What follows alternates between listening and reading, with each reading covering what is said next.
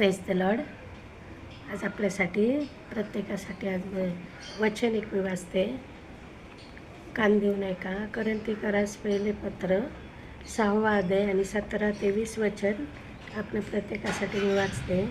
परंतु जो प्रभूशी जडला आहे तो व प्रभू एक आत्मा आहेत. जार कर्माच्या प्रसंगापासून पळ काढा.